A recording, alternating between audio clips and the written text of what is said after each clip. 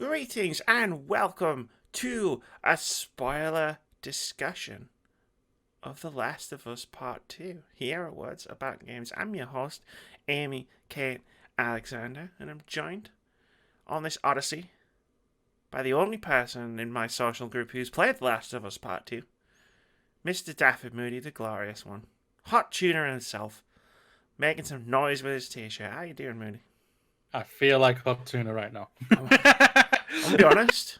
Like, it's refreshing having you around as like a regular Words About Games person, because not only do you play the games that I play, you actually finish them first, which is I'm not used to this at all. Like if me and Keith are ever like on the off like chance like once a year playing the same game at the same time, I have to wait like a month and a half or like before I can talk about this game. With you, I can talk about it immediately because you are already done. It's amazing. I was kind of waiting for you to hurry up. I finished it this morning. I would have finished it earlier, but I had all this demo. It took like 2 days to do those demos, which are still going up at youtube.com/wordsaboutgamesuk. But like, it was a journey, Mooney, and I had to take some breaks. And also, you and Keith wouldn't leave me alone about playing Apex Legends. You know how easily swayed I am. And then it was like, well, yeah, sure, but this is Tuesday 4 hours. was my fault. Wednesday night was not. This is 4 hours of Last of Us time you're taking up here. We've both finished The Last of Us Part 2. We're both going to talk about it. There's a spoiler-free review impressions, like my usual review impressions video that will have gone up just ahead of this video. If you haven't played The Last of Us Part 2 and you want to know my thoughts on it, that's the video for you. There's no spoilers in it. I stopped recording well before anything. Like, I stopped recording footage well before anything that could be considered spoilerish will actually show up in the video. You know, that doesn't happen within the first couple of hours of the game. But this is the spoiler video. If you haven't finished The Last of Us Part 2, and I mean if you haven't finished The Last of Us Part 2, I don't care if you've read the leaks. There are so many things that aren't in the leaks that we will spoil, and you'll be mad about when you come back to The Last of Us. Like, just get out of here. Just go. Just run far away from this video. Don't even stop to pause it. Leave. Run out the house, down the street. Get as far away from us as you can, because we're going to spoil the crap out of The Last of Us Part 2. And that's your warning. That's your warning right there. Run. That is fair. Run. Even if you think, I'm never going to play The Last of Us Part 2, one day you might. And you're going to be mad if you watch this video all the way through and then you play it and you're like, well, fuck, I know everything that's going to happen. Because Moody and Amy talked about all of the major plot points. Because I watched the Spoilercast. But that's all I've made it here, ladies and gentlemen. The main plot point is the Bugsnax song is not in it. I'm sorry. It's annoying. I tried to get in contact with Neil to get it sorted, but he wouldn't listen to me. People keep saying, right, like, Amy, so is The Last of Us. Last of Us Part 2, is that gonna be your game of the year maybe? Or is it gonna be up there? And I was like, look, Last of Us Part 2 is a great game. But it was never in the running. Because Bugsnax is coming out this year. So I'm sorry, Neil. I'm sorry, Naughty Dog, Troy, Ashley, Laura, everybody involved with this game, but you're not Bugsnax. So it's not your fault, but it's not their fault. It's me. So, Moody, I think we've given everyone enough time to get out of here. Who needs to get out of here? So let's just dive right into it. So the first thing I want to do, I want to know just your top level, like no detail or anything, just your top level. What do you think of The Last of Us Part 2? Go. Say what I tweeted out. If The Last of Us Part 2 was a film, I would say right now, hands down, give it all the Oscars right now. It is absolutely brilliant. The story is more than brilliant. It's the most in-depth, visceral, emotional, resonating, powerful story I have ever played or seen in video games. I have never seen anything come this close to its equal for me. They do stuff in this game that's cinematically masterful. How they angle the cameras and everything like that, and how they tell the story, I think is an absolute masterclass. I felt so invested in the story that I got gut punched and punched in the face so many times. like physically shaking with what they wanted us to do in this story, and I respect what they did with that. I absolutely respect with that. To see what people can get caught up in anger and the revenge and the bitterness and the bad things happen, and suddenly one thing gets compounded on by another. What happens with these characters? There's so many layers. It's unbelievable. I understand that not everybody will get in. Was as engaged to the story that I was. I can appreciate that, but for me, it is just a masterpiece, an absolute masterpiece in storytelling, and I cannot say anything more higher than that for me. Cool. Mooney's had time to prepare remarks, you see, because he's been sitting on it for. You finished it 5 days ago. I finished it on Saturday. Yeah, he finished it 5 days ago. I finished it like 7 hours ago. I finished it 7 hours ago, and I had to clean all of this because, like, you see on the camera, it always looks quite tidy, but like the mountain was toppling. So I was like, I better tidy. So I haven't I've been trying to I've been like processing while I've been doing other stuff, and I mean you've to put it out there. Like, because Moody had finished the game so quickly compared to me, Moody has been with me on the journey as we've touched base over and over again, and I've said all of my thoughts for not all of them, but I told you a bunch of my thoughts about where I was at in the game. And yeah, I really love The Last of Us Part 2. Like, I think it's a fantastic game. I think from a gameplay perspective, it's unparalleled as far as at least 2020 goes in terms of just how satisfying it is to play. There are a couple of bits I really hated, like from a gameplay perspective, but they were quickly over when I used the accessibility options to turn the difficulty down, because I was like, fuck this shit, this bit sucks, I'm just gonna get through it. At least they give you the option, unlike Ori 2. No offense to that game, because I loved that game, and for the longest time until this game came out, Ori 2 was my favorite game of the year. But that they just didn't give you the option of, oh, I want to stay on normal, but this part's a little bit difficult. They give you at least the accessibility is amazing. Yeah, like I love the story. I love the way they took it. I thought it was very courageous to do the things that they did with the story when they could. There was another path they could have taken, and where this game could have been more like the part one, The Last of Us Part 1, and they decided not to do that and go in a completely different direction. And I respect the hell out of that, because it would have been so much easier just to give people what they wanted instead of telling the story that they wanted to tell. Like, there were things in it that worked for me, like, oh my god, there were things in it that nearly killed me. There were things in it that didn't work for me. Like, I'm going to heap praise on this game, both in the review video that I'm putting out and in this video, but that doesn't mean that it's perfect. But then nothing's perfect, Moody. Nothing's perfect. Yeah, I just want to reiterate, just like for all the reviewers who are out there who have done masterpieces, they've been criticized for that. Masterpiece doesn't mean I'm saying it's a perfect game.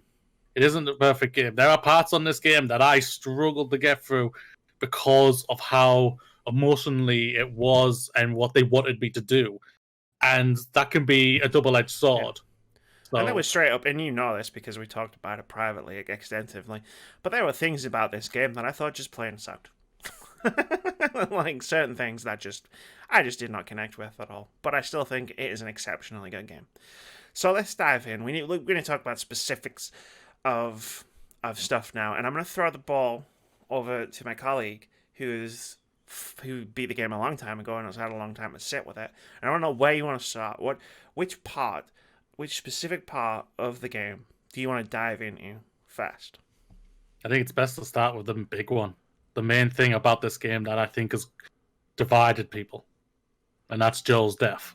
Okie doke, let's start there. Well, it's a good place to start because it's the first major thing that happens in the game, which shocked me. We were just talking before, and I said I was pretty sure going in from the original reveal at PSX years ago that Joel was not going to survive this game. I wasn't spoiled beforehand by the leaks, thankfully. I was spoiled on one thing, and that was that you at some point played as a different character. But apart from that, I didn't know. When it was like, oh, you play as Abby for the second half of the game, because of how stringent Naughty Dog were with locking down information about the game, I didn't even know who Abby was. So I was like, okay. Huh, well, I guess I'll find out, right? And I fucking found out. And that was a very interesting. It made Joel's death a very interesting moment for me. Where I was like, "Wait, I'm gonna play as this character." But Joel's death happened so early. It actually really surprised me. I assumed it would be midway through the game or towards the end of the game where Joel would die, not within an hour, 2 hours. I can't remember. Like I would say about exactly. 3 hours max, depending on how fast you do the game. But I would say 2 hours, 2 to 3 hours. Yeah. The way it happened was also really shocking for me. Like, like they do what I like. Well, I'll just say what you and me spoke about last night. They do what The Walking Dead does. Even though you may love these characters and you're wishing for them to do for more and everything for them, that he goes out in a very gruesome, non-heroic way. He goes out getting bludgeoned to death. He gets brutally bashed in with a golf club by Abby. He gets his leg basically blown off, almost blown off. yeah. It's basically ripped to shreds, his right leg and everything. Yeah, it was at that moment where, like, Abby, playing as Abby, at the beginning of the game, you do the thing, and then you're on the horse, and Joel and Tommy, like, save them, take them back to the camp, and, like, I'd figured out, based on the dialogue between Abby and Owen, who they were looking for. And I used my brain to connect the dots. And I was like, there's only, like, I know Joel's a dick, like, it comes up so much in the first Last of Us. And like any number of people could want him dead, but I was like, you guys Fireflies, aren't you? It was just, I made that connection of just being like, you guys are Fireflies, and then when they rode into the thing, I was like, oh dear. And then that moment where it's like, hey, I'm Tommy, this is my brother Joel, and then everybody's like, you just the room, the entire room just changes. And I love Joel's line of it gets sucked right out when they say his name. Joel, the line Joel gives of just like, you all act like you've heard of me before, and then Abby just goes, it's because we have, and shoots his leg with a shotgun, and I was like, oh shit, it's happening now. Oh, oh, yeah. It's going down right now. Oh dear, I wasn't prepared for this. And it's Ellie's there. Yeah, Ellie comes running in, tries to save. I know a lot of people. I've seen a lot of people say, "Oh, she could have got boom, boom, boom." It's for me. She opens that door. She is so shocked what is happening that she stalls. She literally stalls for like the splittest of seconds for not even to look around to see what properly to start shooting. She doesn't get that chance. She's so shocked and literally stalls in her mind of seeing what is happening to her. Basically, her father. Basically, that I think it's just the people say, she could go boom, boom, boom. So, yeah, for me, you're not in that situation. You would not know. You wouldn't do that. I don't think. No, and it would have been a terrible story. This is the thing. Like, it's called suspension of disbelief. And also, like, Ellie would have just shot maybe a couple of people, and then all of the other armed people in the room would have shot Ellie, and then it would have been like, cool, that was Last of Us Part 2. Hope you enjoyed it. Yeah. Thanks for paying $60 for this 2-hour game. Like, woo! Sean Layden was right. But yeah, it's just like the fact that she was there, and I love the fact that you don't get the full scene right there and then. When you're doing it from Ellie's perspective, and Abby smashes Joel's head in with a golf club, and I was like, damn, they really did it. They really did it right now. And yeah, it's like then you don't hear anything. You don't hear what they're talking about until much later on in the game. And I like that as a touch because it's like you get to see more of the same thing, but you get more context to it. Yeah. And that's the beautiful thing about the storytelling in this. They take their time to tell the story. They make you think so many things throughout all of it, especially Ellie's story, but also into Abby's story. And yeah, it's a ballsy thing what they did. There's no doubt about it. I like Neil Druckmann came out and says, but people loved about The Last of Us, they may not like what we do in The Last of Us Part 2. I understand that completely. Joel was a beloved character, but like the one line that Ellie literally says after all these things happen, when she goes off with Dana to go and hunt these people down, Joel had a lot of enemies. Ellie understands that. She understands that part. She had a lot of enemies. She just doesn't know why they came for him for this type. What reason? What thing did he do to piss him off and they make him to come for that? She doesn't realize it was for her, because of her. Yeah, it was the natural next step from the ending of part one. Like, it was, we all wondered like how that was going to go down, what the fallout of that decision at the end of part one was going to be, and hey, this was it. Like, people were kind of upset that you murdered all of the, and in Abby's case, you murdered her father. Went on a rampage, killed all the Fireflies in the hospital, and doomed humanity to certain death. Some people might not like that. Yeah. To put it one way.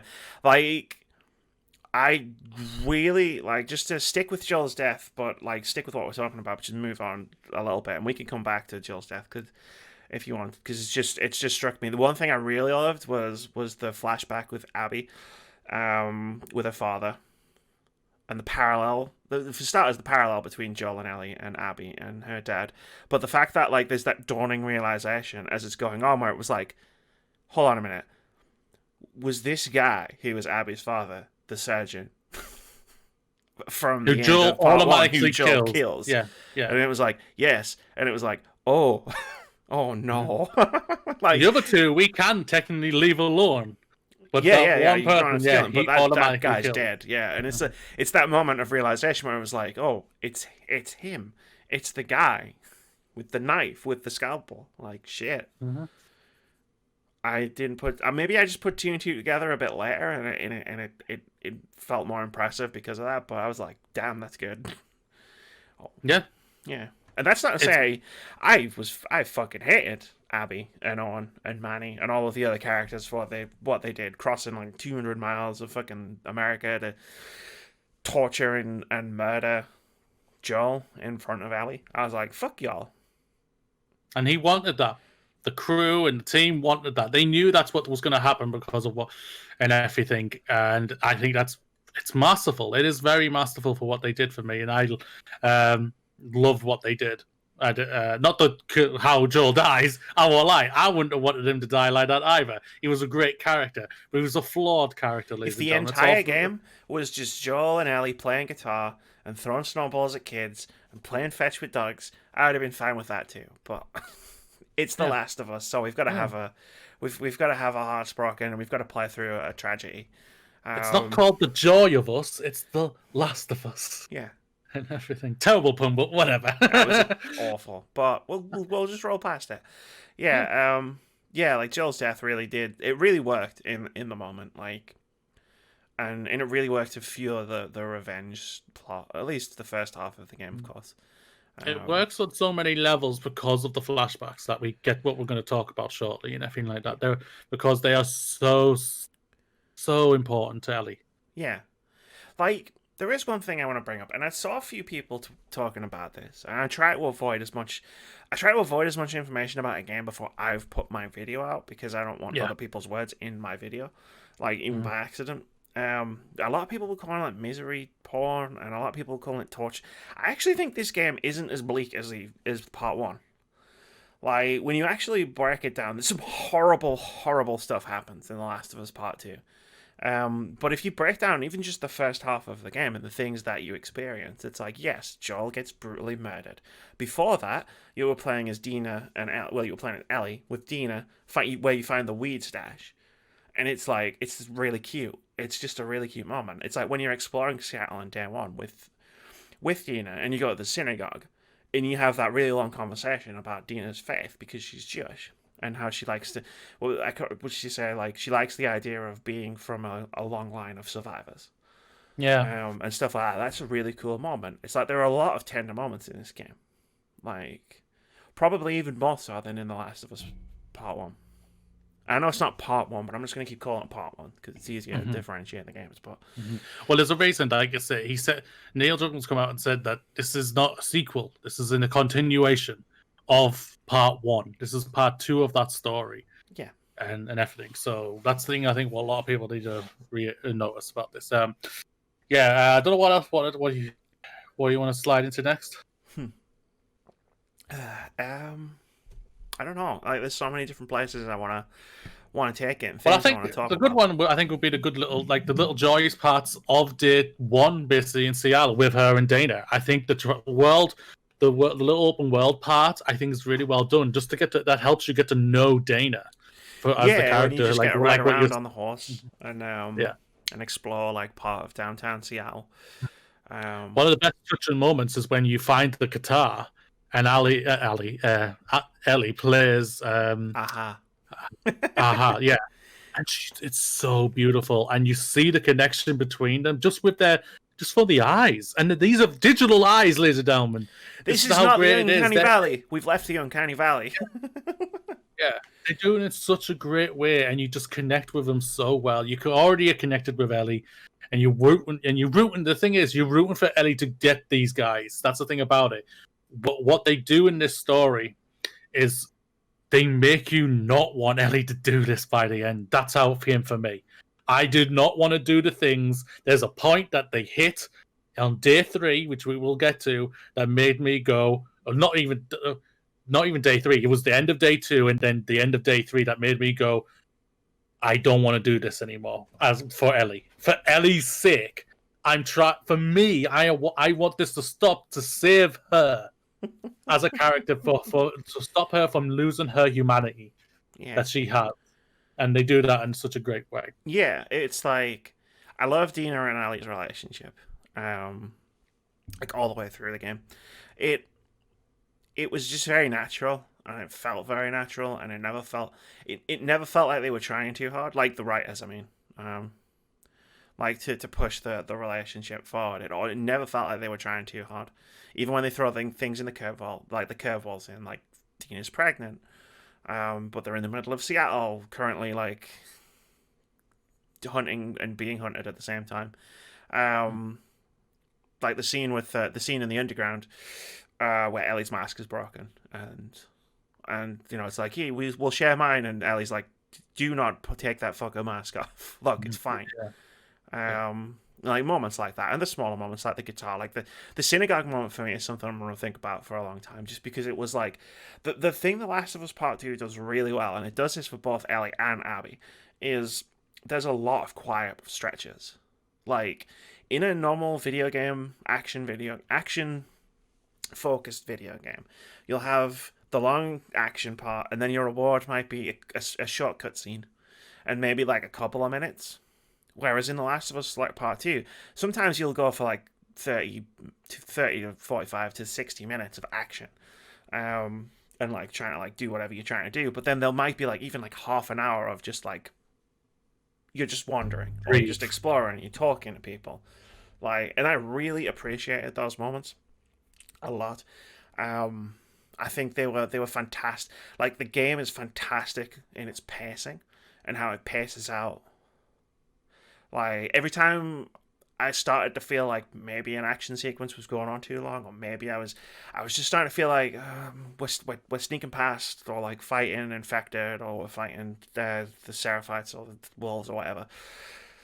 The game would be like, cool, like it always seemed to know when I was thinking that and go, cool, here's like half an hour where you can just explore some buildings, or here's like 20 minutes where you can just ride around on a horse with Dina and chat about stuff, or like you know what I mean.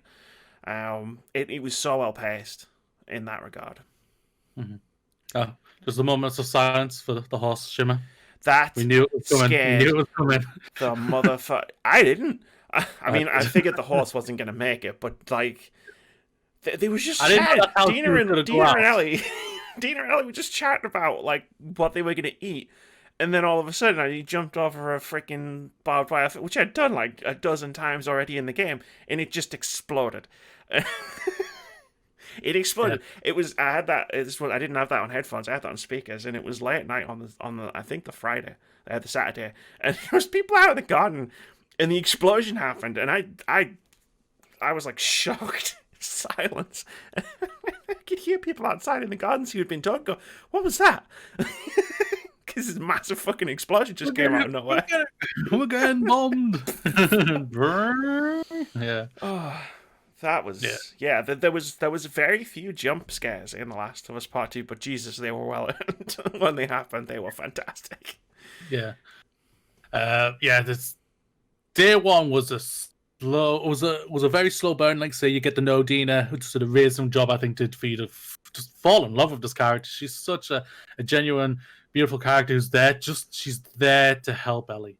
She's there for her. She wants to be there. She's her pillar of strength to help her, and you see that for each day that happens with Ellie and everything. And she does a really, really good job. Like Dana saves Ellie. Ellie's almost about to be killed, and she's literally saved by Dana, and that's amazing to see the strength of her. She hides from all these people, finds Ellie, and saves her, and and then it's really well done, and I love that about her. Yeah, absolutely agreeing. I like Dino as a character I liked, and I'm gonna throw this out there now. Like I'm gonna be talking about characters I liked and characters I didn't like, and I don't necessarily mean this is a well-written character and this is a badly written character. There are a lot of characters in The Last of Us Part 2 I dislike. Not that I think they're bad characters. I just don't think they're likable, and I didn't like them. I agree. And that's the way it's written. Yeah, like the part I just said where Dana just saves Ellie, where Dana's almost about to be killed by one of the guys who was with Abby, who helped kill, or didn't help kill, was with Abby. There's the guy who Ellie scratched with her knife, and then she gets him. And it's a satisfying moment. You are satisfied in that moment, even though you're killing someone and you don't want to kill in real life and everything like that. But it's what you wanted to do. There are people who are not good characters in this, and what you were rooting that Ellie would, like say, you're rooting for Ellie to win this. You are. I was at the beginning. I won't lie. Obviously, I was at the beginning. There was the shock of Joel's death. There was the fact that Joel he wasn't a good person either. Like, he was a bad person. Like, but the story of part 1 was partially like, can he through his relationship, with Ellie, like, could he potentially be redeemed through that? Yeah, can he refine his humanity? Yeah, can he refine his humanity that he lost on Outbreak Day? Yeah. And like you connect with him via that, whereas like part 2 is a very different scenario, where it's like Ellie is going in the opposite journey, almost. So yeah, while it was like that was cool in the school where you kill the first guy who was in the crew, and it was like, yeah, fuck you, man. But the further on it goes, and the more like personal it becomes, and the more visceral it becomes, and so many other adjectives, you do get to a point where it's like, I think this needs to stop now, right? Because this is starting to become something else. Yeah. At the end of day 2, when we will get to that scene, that's when I start truly questioning it.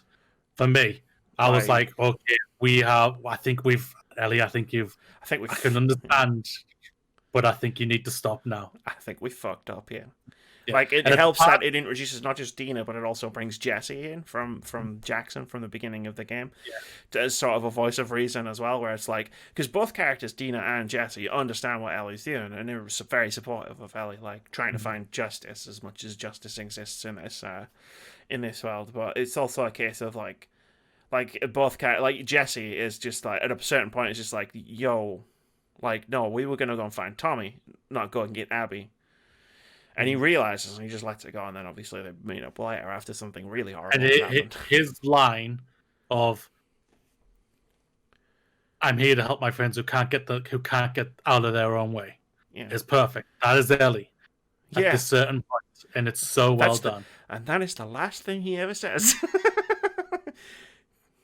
Rest in peace, because then he gets shot in the face. Because this is The Last of Us. Yeah, no, like the one thing that didn't jive for me on day 2, because you're talking about Nora, and part of this was shown in the gameplay demo that came out just before the game came out. The girl playing the Vita, and you stab her in the throat in the cutscene. The Vita doesn't die, by the way. You can shoot that Vita as much as you want, and it is pristine. Yeah. They tried to make it crack, apparently, but couldn't. You tell me they can perfectly simulate rope, but they couldn't make the screen on the Vita crack. It is untouchable, even digitally. Untouchable. Nah, they did that. They did that on purpose, I think. But yeah, when you get to the hospital, you chase Nora through the hospital. You take a dive into the spore region, and then it's like, obviously she's infected. Ellie's not, because Ellie's immune. Like, my issue with that moment, where you've got her cornered and Ellie makes her talk is the prompt to push square. And the reason I have an issue with that moment is because you can't not push square. Essentially, the game is just saying you need to push this button to make the cutscene go forward, to play the next cutscene. And it's like, cool, like you're trying to make me feel bad for participating in Ellie's violence. And let's be real, I'm not very good at stealth, so I have been particularly murderous the past couple of days. Let's just put it that way. Like, yeah. Dun, dun, dun, dun. Oh, you have no idea. Like those I told you in group chats, like those trap mines. Like I fucking love those trap mines. They're so fucking awesome. But like, yeah, it was like when you put that button prompt in front of me, and then you don't give me the option to not push the button. It's like I'm not gonna feel. You're trying to make me feel something that I'm not gonna feel, because while I recognize that I have to push this button to swing the pipe to cave this girl's face in. Like, there's no other option. So you're trying to make me feel bad about something that you're forcing me to do. And there was a bit of a disconnect there in that moment, where I think the game wrong-footed me for a little while, because I continued playing into day 3 after that.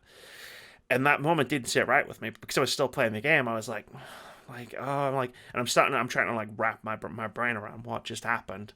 To which you get to day 3 and you go to the aquarium, and then you meet Owen and Mel.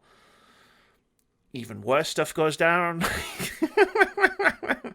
Like, and it's just like, and yeah, it's like, I think it was at that point where I was just like, I don't know.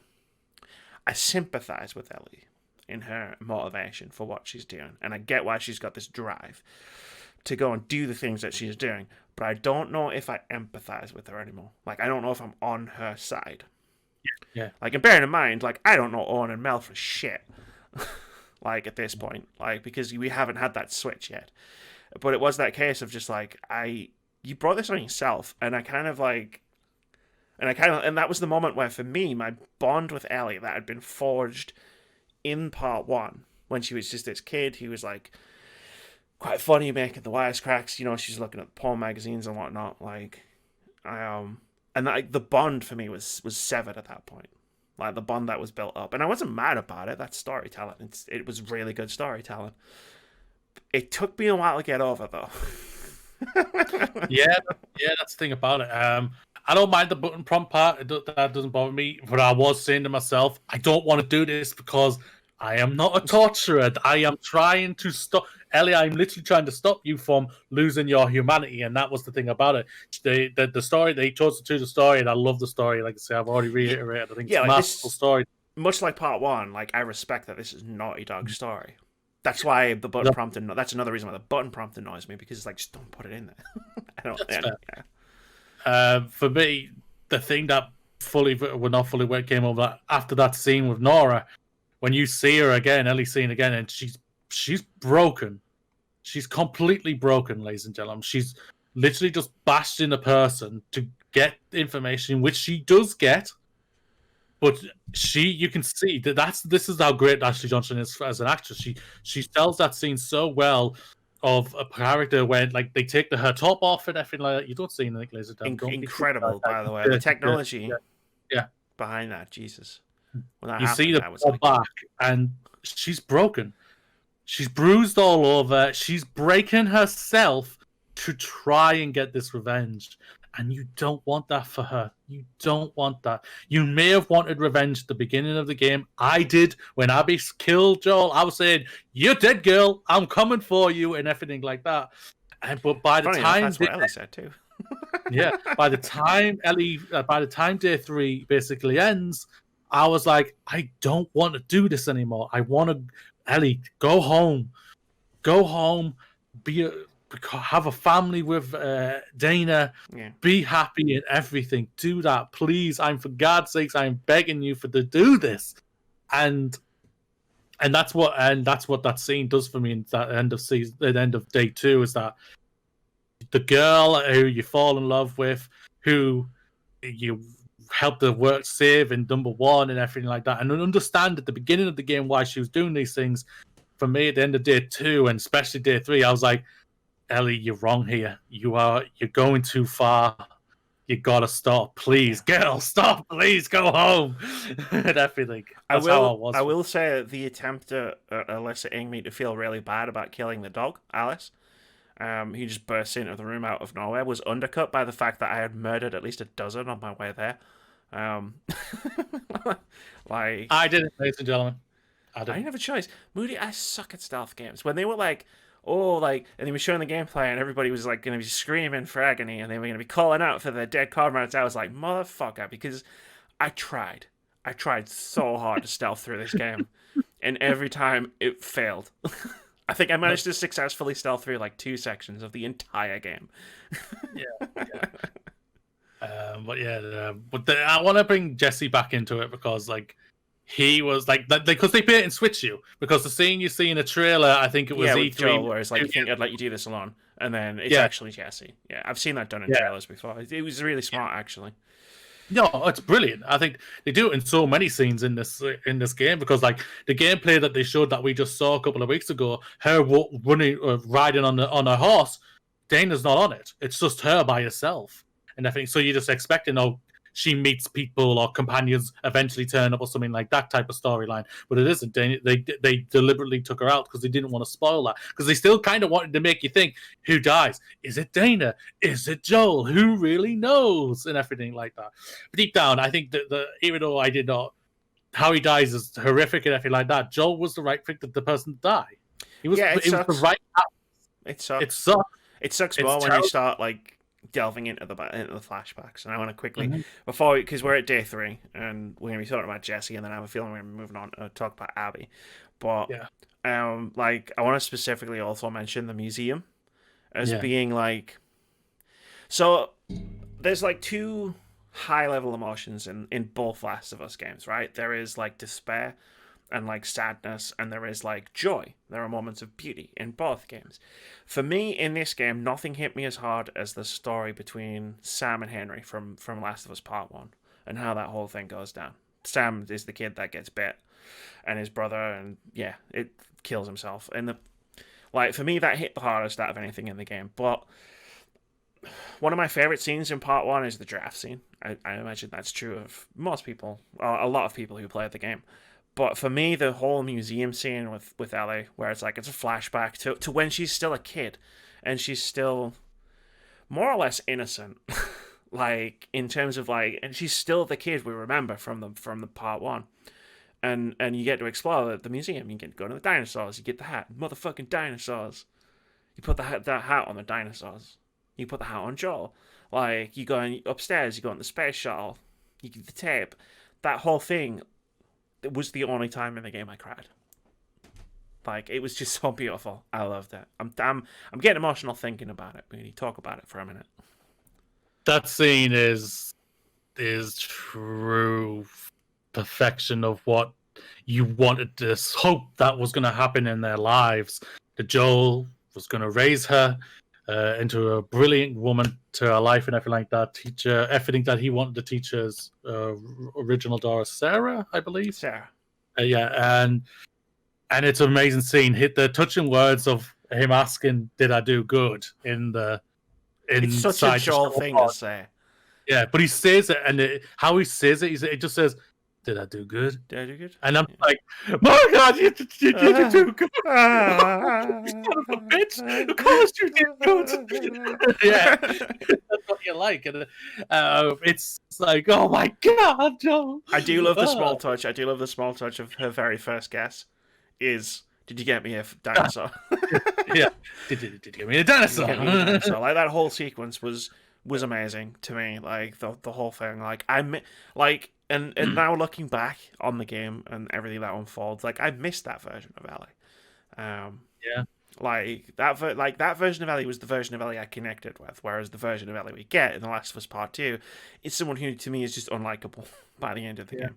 Yeah. And again, I don't mean that's bad writing, and I don't mean she's a bad character, and I don't think it's bad acting. I think all of those things were excellent. I think the way the story unfolds and the way a plot unfolds is fantastic. I think the fact that they managed to get me to get to a point where I find Ellie unlikable, to the point where when we get to the very end of the game,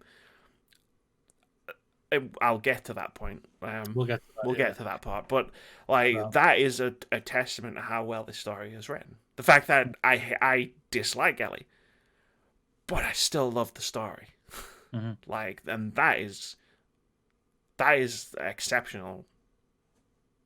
Because if you'd have told me going into The Last of Us Part 2, by the time you get to the end of this game, you were gonna dislike Ellie. I would have been like, why? What does the game do wrong? And then it turns out the game doesn't do anything wrong. Yeah. Doesn't do anything wrong at all, ladies and gentlemen. That's the thing about it. So you want to talk about Jesse before I went on a rant about the museum? Yeah, because I just loved him coming in and saving her there, and hit the lines that he just uses to say, "I'm here to help you. If you ask me, I will come with you," and everything like that. I'm your friend and everything like that. I want to get these guys as well. But then he also hits the line of saying, "No, like you said on day 3, no, we're not here for that. We're going for Tommy." And Ellie deliberately on each day alienates her friends. She alienates Dana on day 1 when she finds out she's pregnant.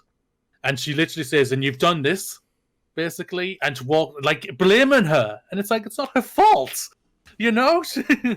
And then on day 2, breaking down basically of what she does to Nora and everything, and seeing the damage she's doing to herself to try and do this, and doing and everything. And then day 3, she has a choice. She literally has another choice.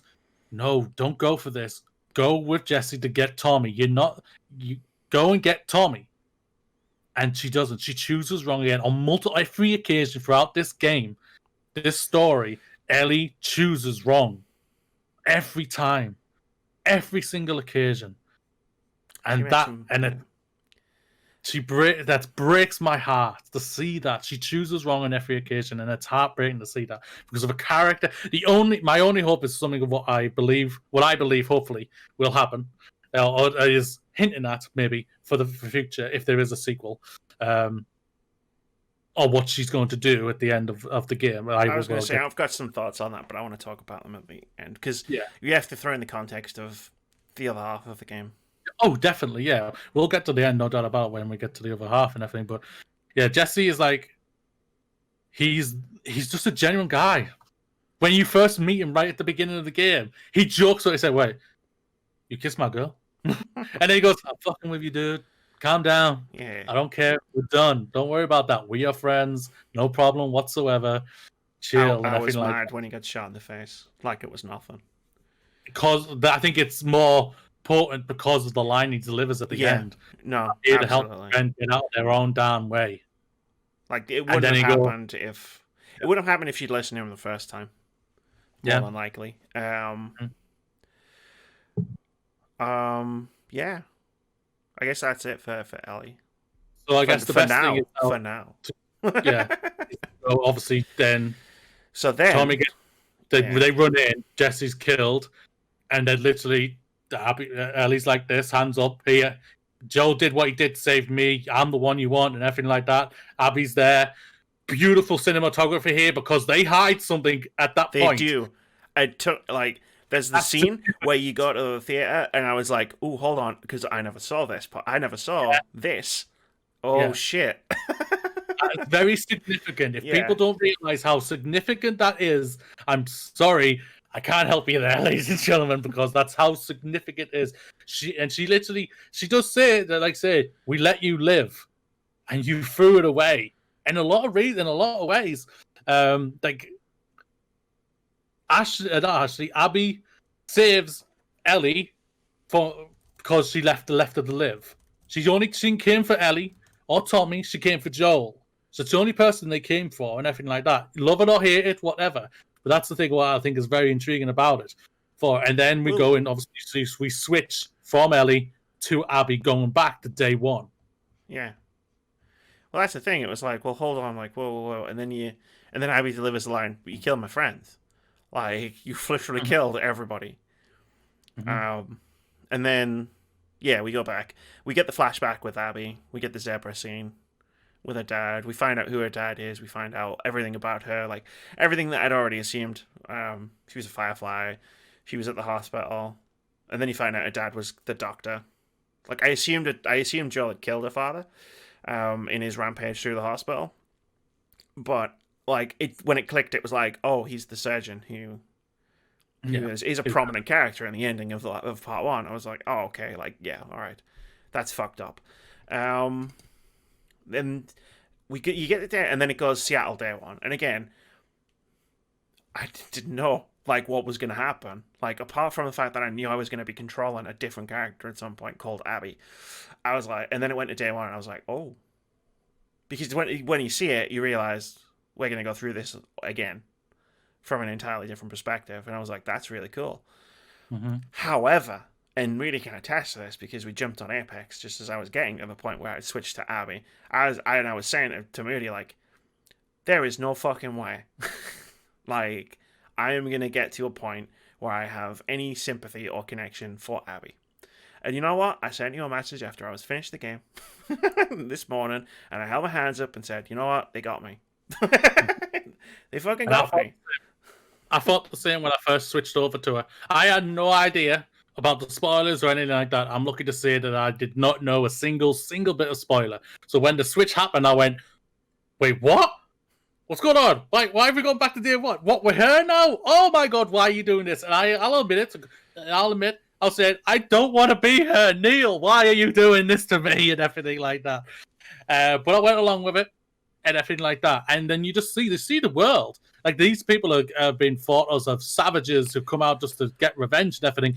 And they're living in a giant football stadium with kids who are in school, and there's gyms, and they're living as a normal community, just like Jackson was, or just like Jackson is, should I say. Yeah. And it's very heartwarming to see all those type of things and everything. It is. Mm-hmm. There is one thing that I was skeptical of, and to be fair, this did play out over the course of the 3-day storyline as far as the wolves were concerned. But one thing that was making it difficult for me to feel like I wanted to play a 3 days worth of Abby was the fact that from collecting notes as Ellie for the first the first half of the game, it's very clear that the wolves are almost as shit as Fedra.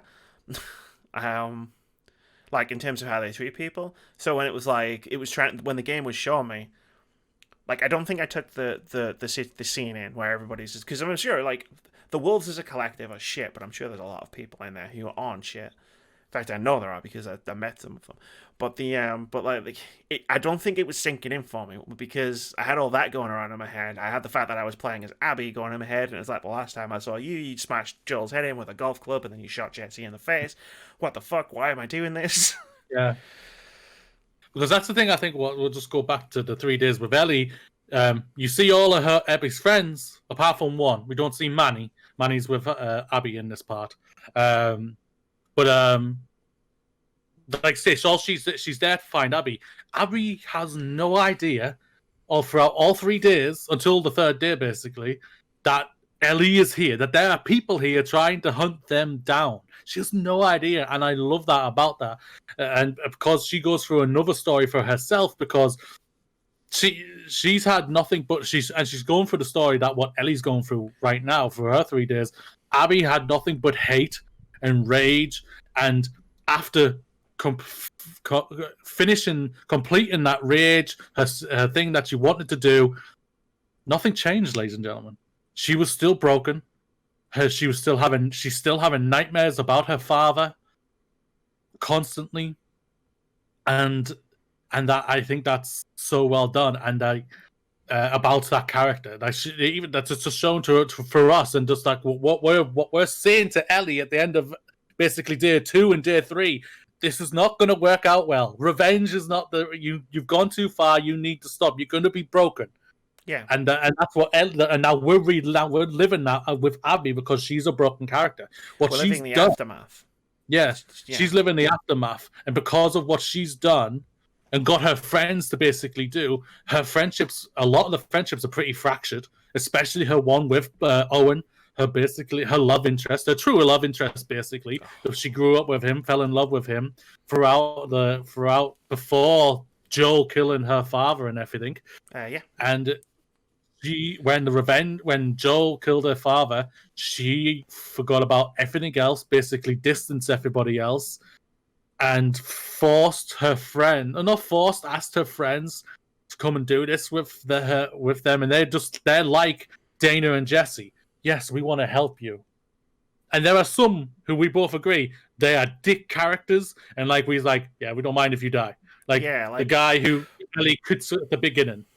Nora. There's some The characters guy you don't even meet, like the guy in the school who gets killed. You don't meet that character again, like as playing as Abby. There's one character that gets killed off screen by someone else in a completely different, like that in the inciting incident for why Abby goes on the journey that she goes through. And yeah, like I didn't come around on most of these characters, probably more so than most people. Like Alice, though, I came around 2. like I came That's around the on max. Alice. Or 3. I'll count 3, including Abby. 3. Alice the dog, because best girl. Okay, 4. Okay, 4 then. Why'd you have to do it? But yeah, it's like you introduce the characters, and especially Manny specifically. Like, I get that he's the wisecracking guy who's trying to crack the jokes and stuff, but also he keeps talking about how much he loves murdering people, like for the entire duration of you talking to him. And it's like, okay, cool. Like this right here, this isn't gonna happen. Like, I dislike you greatly. But Abby's journey isn't. It's the way Abby's journey works. She goes to the aquarium to find Owen because Owen has shot and killed someone else who was in that group, right? He was a wolf. He was in that group, and apparently it was a Seraphite. She gets there. You hear the story, and this scene between Owen and Abby. He's drunk as well. Yeah, the scene between Owen and Abby at the aquarium was maddening because there were parts where it was like, yes, someone finally gets it, and then he would and this was Owen when he was talking about not killing the Seraph, and then Danny, I think was the name of the character. He died. He ends up shooting. Yeah. Draws a gun on him, and then they fight over it, and then Danny gets shot, and I was like, someone finally gets it. Like, it's about time someone finally gets it. Yeah. And then he was like, I'm going to leave. I'm going to go and do this. I'm going to leave my pregnant wife behind. Hey, Abby. And then him and Abby have sex. And I was just like, I was rooting for you there, Owen. I wanted to like you, and you fucked it. Literally. I liked him because of the other days as well. Because, so the day one, that scene, he's broken. He's really fractured right now. The things what he's saying, I don't want to do this. I want to go off and do things and everything like that, and live, basically. And that's the right thing. But because of what's happened and what they did and what Abby did, the person basically loves, no offense to Mel, that she is literally the second girl, basically. No offense to her. Big stuff. Even Mel realizes that. Yeah, he only loves Abby. Abby's the person he loves and cares for the most and everything. It is an uncomfortable scene with the sex and everything like that. I don't deny that whatsoever. Weird. But he's so broken because of what's happened. I sympathize with him because of that. Like, he's so lost right now. He is literally all over the place. But I think because of the things of what she does next in the day 1 and 2, because I think we've skipped over one little thing on day 1, that she gets captured by the Seraphites, I believe. Yeah. Yes. She gets captured, and she meets 2 incredibly important people who are going to change her life and will change your perspective. Yeah. That's Yar and Lev. These are two important people who save her, and they save each other a bit. That's the scene from ages ago that prompted that whole conversation, the Paris Games Week scene that we had no context for. And we didn't know why the fuck they were showing us this in relation to Last of Us 2, because we didn't know any of these characters. Yeah. And it prompted an entire discussion about violence in video games. It's like, and that scene is pretty much how it plays out in the game. Like, it's fucking brutal. Like, it's horrible. The aftermath is pretty horrible too. But that is a really important scene, obviously, because Abby meets Yara and Lev, and specifically Lev. It's very important. Lev is Abby's Ellie, to Joel and Ellie, to who Ellie was to Joel in part one is who Lev is to Abby in part two, and that's the journey that she goes on. Yeah, this is the thing about I think you just Abby is in Joel's shoes, Ellie is in Abby's, and Lev is Ellie. Like what you just said, you nailed it perfectly there, and that's basically what it is. And the transition into the journey that Lev and Abby go on is really, really powerful and very, very well. So they done, need to go to the hospital because if you remember the Paris Games scene, or if you remember the scene in the game, like the Seraphite smashes Yara's arm. And it looks. Yeah, it's brutal. It's an uncomfortable scene. This is the part where I moved into headphones as well, so I was like getting the full sound design in my ears of just like it was skin crawling, really. And actually, just before we continue, quick shout out: the freaking music in this game is unbelievable. Like it's always at the exact intensity it needs to be, no matter what's happening on screen. Whether you're running for your life, whether you're fighting, whether you're stealthing, or whether nothing's going on, like at any moment, like this music is phenomenal. Continue. Sorry. Along with the audio sounding. I think the game is massively created. I think by the developers. I think they've done an amazing job personally. So Yara's had her arm broken, smashed in. Basically, it's very badly smashed in here, ladies and gentlemen. After the whole thing with Owen of her Abby and having sex with her and everything like that, she wakes up having a dream, going down the corridor. Or what Joel goes into the operation room, and instead of this time seeing her father, she sees the Lev and Yar and sees them hung, and then she wakes up thinking, oh, okay, I gotta go and save. Damn those kids! I'll go and save them, everything like that. And I think it's very how important these two characters are. In the beginning of day one with Abby, she basically she's racist towards these people, the Seraphs. She says just basically like Manny, I'll kill them. If I see one of them, I'm going to shoot on sight, basically. And these two characters have show her just a little glimmer of hope, a little bit of glimmer of light, and she goes to help them. She goes to save them and everything. And it's really well done. That's the quote, right? That's the quote that Abby uses. Yeah. That she attributes to her dad about chasing the light. And I think that's a theme for the entire game. And I think it's going to be a theme for the entire next game. We'll get to that in a bit. But yeah, she goes back for them, and then it turns out, they need to get the supplies from the hospital so they can cut Yara's arm off, because otherwise she's going to die. Because it's like this huge red thing, and I don't know what compartment syndrome is, but I heard it said about 15 times. So cool. The journey to the hospital. Right, and this is where I'm starting to come around on Abby because I'm open to it at this point, because she's done a good thing, and no one has done a good thing in this entire experience so far. And I'm like 20 hours into the game. I'm 20 hours into the game, and someone's finally done something good. And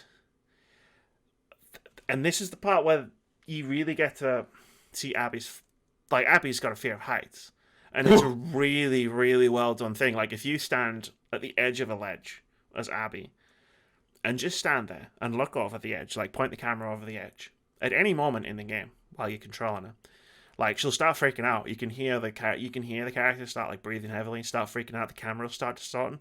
That's a genius touch. Like I don't know when I noticed it, but it's genuinely impressive. But it's when Abby and Lev are traveling together, and they're having that back and forth, and they're talking to each other, because they're two people who don't really understand each other throughout the entire game, much like Joel and Ellie in The Last of Us Part 1. And they have that journey, and that journey does continue throughout the entire game when you're playing as Abby. But in that journey across the Sky Bridge, talking about where true strength comes from, and how fear is good, because that unlocks your true strength. And Lev helping Abby get across this. I would not walk across that bridge. Moody, if you were dying because your arm was going red, and I needed to walk across that bridge to save you, I'll go into the hospital basement, I'll fight the giant infected, but if you ask me to walk across that bridge, It's not happening. I'm sorry. Rest in peace. I'll give you a good eulogy. I understand that. Yeah, I have a fear of heights, ladies and gentlemen. Personally, I do. And just seeing that, I was just like, hearing her fear, I had a bit of wonkiness with myself, saying, "Oh yeah, I don't like this. No, no, oh god." And she's doing it and everything like that. And Lev, like, say, he's just like going, "Yeah, come on, don't look down. Just be confident." Blah blah blah, and all that. I'm just like, it's not that easy, boy. Just slipping into Kratos there, boy. Yeah, I'm like, it's not that easy. Leave me alone. I will go as slow as I want. Yeah, I will go as slow as I want to do. Like, and fun fact, if you start losing your balance on a beam, in any other video game in the world, if you stop moving, your character will right themselves. Yeah, automatically without you having to do anything. It's a trick I've used in countless Tomb Raiders and Uncharted and whatever else's. In The Last of Us Part 2, the character does not right themselves automatically, and they will just continue to topple over. Found that out the hard way. But it's like it's so like the back and forth between Lev and Abby was needed. It was something I needed, like in the game in that moment, and it wasn't until later that I actually started to connect with Abby. Like at this point, it was just a case of, okay, I don't actively dislike you as much anymore because you're trying to do the right thing, and you're the only person in the game that is. Yeah, but you still did this horrible thing, and redemption isn't an immediate thing. But yeah, that was also the moment where we got Lev's dead name, and like for me personally, that was a hard moment to go through because that's something I experience in real life on a daily basis, and I'm not like having seen where Lev's story goes and how it's handled, and looking it up and finding out it is actually a transgender man who plays Lev in the game, which was really important, I think, to me. Like, I don't hate the fact that it happens in the game. I hate the fact that it comes out of nowhere and I've got no time to prepare for it because, like you were talking about your fear of heights being triggered by the game because of the way that happens in the game. And it's like, that to me is quite a trauma trigger, and it really put me off because I was not prepared for it at all. And as soon as I heard it, like, it was a case of I knew instantly what was going on, and it was tough. It was very tough. Yeah, for that scene, obviously, I've never gone through what you go through or anything like that, Amy, and everything. For me, that what helps that scene for me is Abby. Is Abby and Lev themselves here because Lev asks, "Did you hear what they called me?" And Abby just suddenly says, "Yes, I did." Of course. Do you want to ask me about it? Do you want me to ask about it? No, then it's not important. Yeah. And that's how it is. And it wasn't. It is important, but to Abby, it is not important. And I love that what Abby does throughout the entire game. Abby never, to my recollection, ever calls Lev Lily or a girl. Yeah. He always says he or him or Lev or something like that. I think is such an incredibly powerful and respectful thing for a person who, like say, just at the beginning of the game killed one of our favorite characters, who has empathy for this character, who this person who just wants to be themselves. And I think it's a really powerful moment.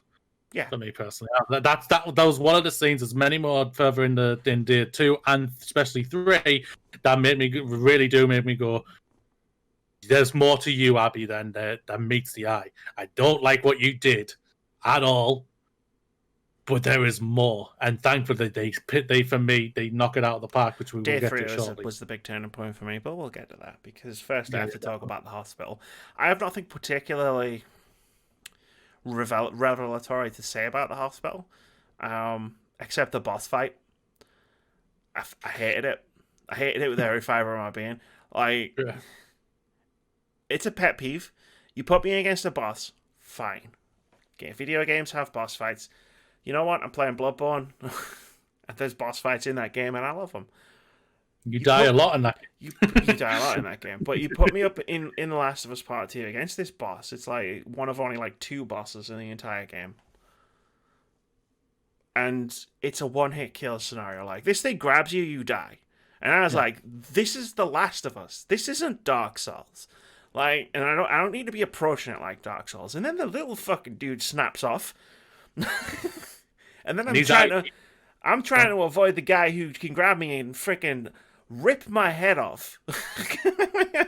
Literally in one like clean motion. And like that was the moment where I just dropped the difficulty down to very light for the combat and just went, nah, fuck your boss fight. Because this is bullshit. And I'm whole about like, yep, it's cool. It's a small moment. It was easy. I easily got past it. You know, like once it was over, I didn't think about it again. But in the context of this spoiler cast, I have to say that boss fight was bullshit and should not have been in the game the way it was. Like, holy crap, that was terrible. It didn't bother me, so I can't say what I can't. Doesn't bother me worse personally. Like it affects us in different ways, and that's what I love about this game so much. Like we both have different opinions of it, but we do overall enjoy it. But there are like certain fundamental things that I was thinking, oh, I didn't like this much, but I was saying, it didn't bother me. That's what I like about it. I was waiting for that type of character to turn up because, like I say, in the last thing that they talked about on the gameplay, there were other things or another thing there or something like that. We heard a giant roar, so I was thinking, when is this thing turning up? Who is fighting this? As I was already halfway through with Ellie, not Abby by then. I was thinking, who am I? Who's it? Is it going to be Abby or is it going to be Ellie? I'm going to eventually go back to Ellie and yada yada yada. And it was Abby, and I enjoyed it. Didn't like I said, it didn't blow me away like anything like that. So yeah, yeah. I mean, I didn't really get on much. They didn't add that many new infected to the game. To be fair, there's the giant one. There's the shamblers who, no thanks. Didn't appreciate them. I mean, all the infected are clickers. That's all I have to say. But the fact that boss fight I hated, and the fact that the shamblers I could have taken or leave, and I didn't really think they added very much to the game. I can forgive all of that because the stalkers are amazing. I loved going through the game fighting the stalkers. Like, it was incredible. They basically played the same game you are. Like, you can't hear them in listen mode. They're stealthy. They're hiding. They're using cover. They're moving. Like, one of them tricked me. One of them baited me, right, into going around a corner so his friend could get up behind me. And it actually attacked me. And I was like, holy crap. Like, in that moment. That was amazing. I didn't have time, no, because it was trying to kill me.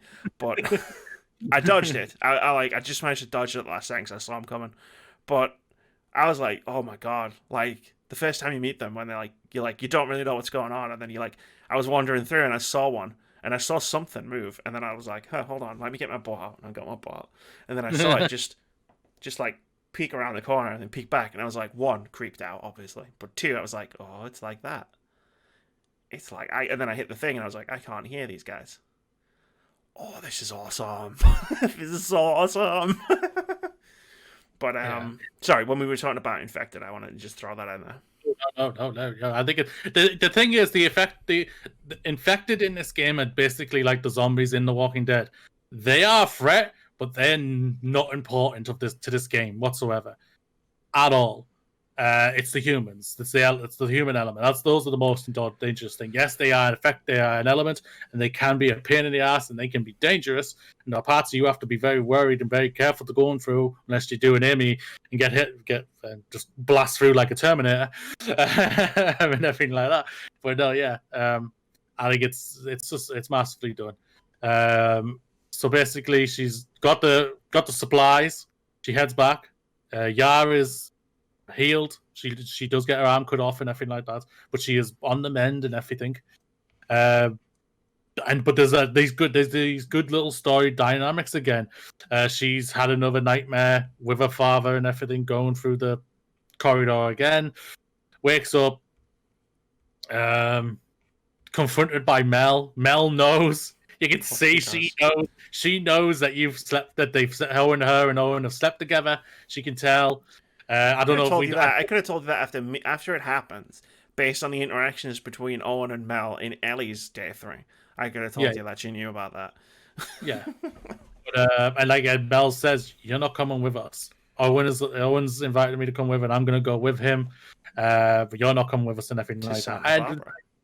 Yeah, to Santa Barbara. I talked about Mhm. Hmm. Yar and Lev have an argument. Yes, they do. There's a touching moment with. I liked, because we don't need to Alice. recap the plot for everyone watching, because I imagine they've already seen it. But the when you go, yeah, they argue about going back for Lev's mother, For them. Yeah. and I feel that conflict because I feel like I empathize both sides of the start of that particular argument for reasons that I'm not going to get into on this podcast because that's what I have therapy for. But like there is that nice moment where you get to explore with Yara and you talk about Lev and you find out about his life,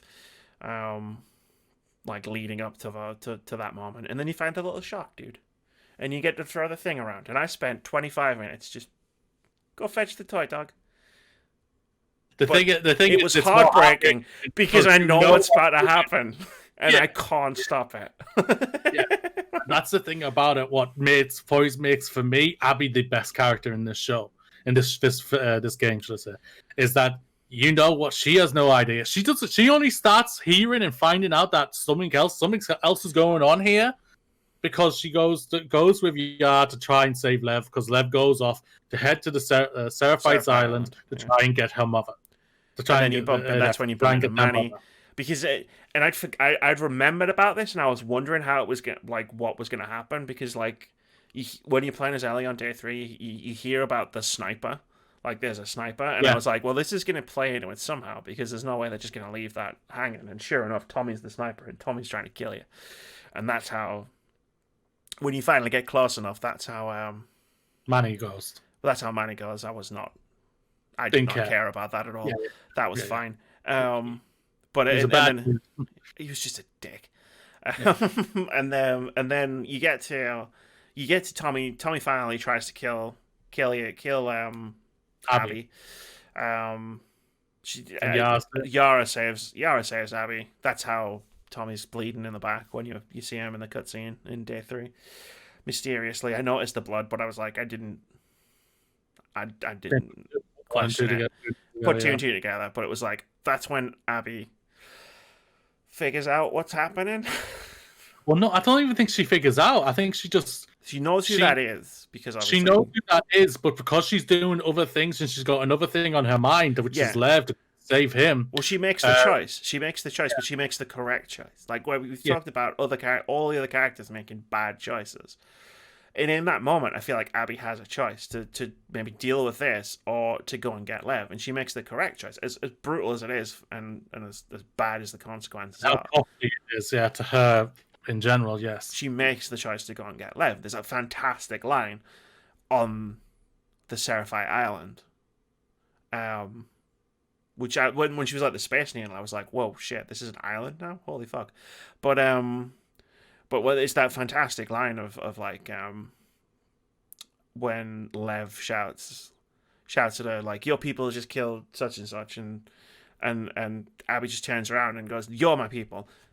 And in that moment, Moody, I was like, right, I like you more than Ellie.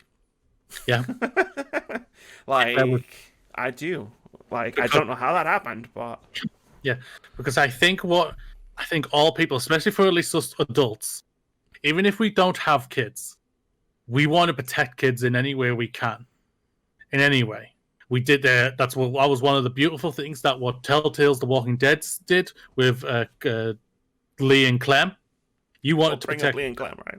Yeah. And then Last of Us Part 1. That you wanted to protect Ellie. That is you. Ellie was like your adopted daughter in life and everything, even though, and whatnot, and you want to do everything you can to protect Ellie. And this was the same thing. You wanted to protect Lev. You wanted to go, respect to her. She goes out. She goes out. I think for a lot of people, how Joel should have gone out, killing someone and. Oh my god, her death! Like. People are gonna say I've seen tons of people because I've thrown out to a couple of people like my thing of like I wish Joel hadn't died, And I was more critical, Moody, you going to test this. I was probably more critical of the game as I was playing through it until I saw the whole thing, and then was like, actually, you know what? It's not as but like when Yara died, I was like, damn, like it sucks, but that was such a fitting death. Like the way she goes out, because all characters just go out. Like most characters in the game, apart from Joel, just go out like that sometimes. And like she gets shot, she's down. It's like, oh fuck. Isaac, the guy who's in charge of the wolves, because they've attacked the Seraphite Island, just to prove that everyone in this situation sucks. But even more, the whole fucking island's on fire at this point, and everyone's trying to kill Abby. And and it's like he's like, yo, you know, let me just kill this thing, which referring to Lev, and then and then I'll deal with you later. And Abby's just like, I'm not moving. Like I'm not moving. You're gonna have to kill me. And that's before the line. That's like right before the line I was talking about, where it's like, you're my people. It's basically it's just saying you're my family. Yeah, but it's like that moment. It's that moment where I was like, how are they going to get out of this one? Because nobody's coming to rescue them. Because the only characters who know that they're here are most likely dead. Yeah. Like I know this because of Ellie's side of the story. And then Yara just shoots Isaac, and then to be fair, gets shot about 24 times. But yeah. But she was probably already going to die, but her last act was to save her little brother. And that's so masterfully done. I love that about it. There was another line that made me literally go, until that line, what we just spoke about, another line that made me go, that's what Abby's looking for. And it was the part where Yar and her are at this monument where Yar does a prayer. Yes. And then she says the line what her father says. I think it's kind of like finding the light in the darkness type of thing. Yeah, that's what she is doing. She's in the darkness, right? She was in the darkness after getting her revenge. She was still fractured. She didn't know what she wanted to do anymore because she was still having the nightmares. She's now she sees the she's chasing the light, and those two lights are Lev and Yar. And sadly, one of those lights does get extinguished, and Yar and everything who goes out like a boss, but she's still got Lev, who she's going to protect to her dying day, basically. And she does it she basically, and in that instant, she's literally because throughout like day 2, you don't fight the wolves as Abby at all. The wolves. No. Never time. But then at that island, you have to go through both. You've got both sides fighting each other, but if any one of them see you, they will literally stop basically fighting and start shooting you. You suddenly become more important taking down this one person. I know, it's really weird, isn't it? Of you and just wants to save this little boy. And it's so good. And the fight at the end of that on that island with that big dude, I was just like, and what I loved so much about it was she's literally lost everything. Her bag, her coat. She's got no weapons.